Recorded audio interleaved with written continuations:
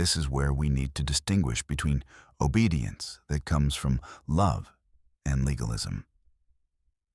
Legalism is when people try to earn God's approval by following a set of rules, hoping that by doing so, they will gain favor with God. But true obedience comes from a heart that is filled with gratitude for all that God has done.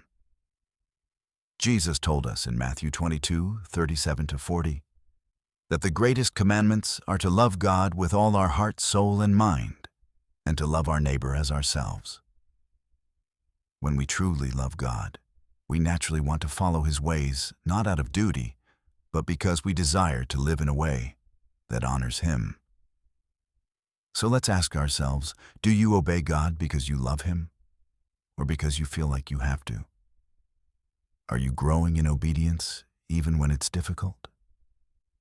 Do you follow God's commands, not only when others are watching, but also when no one is around to see? True obedience happens in the private moments, in the choices we make, when no one else is looking, and in how we treat people when we expect nothing in return. Here's another important question. Are you obeying God because you love Him, or simply because you fear consequences? Love for God leads us to obey His commands, not because we have to, but because we want to. We desire to live in a way that pleases Him.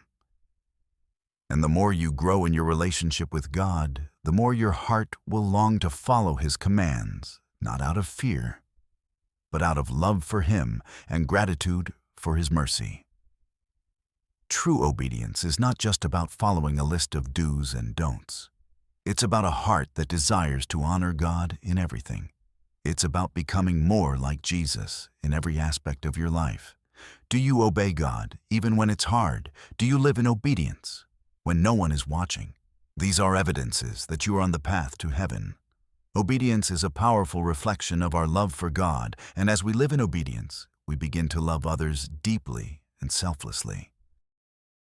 This next evidence is all about the love we show to those around us, regardless of their actions toward us.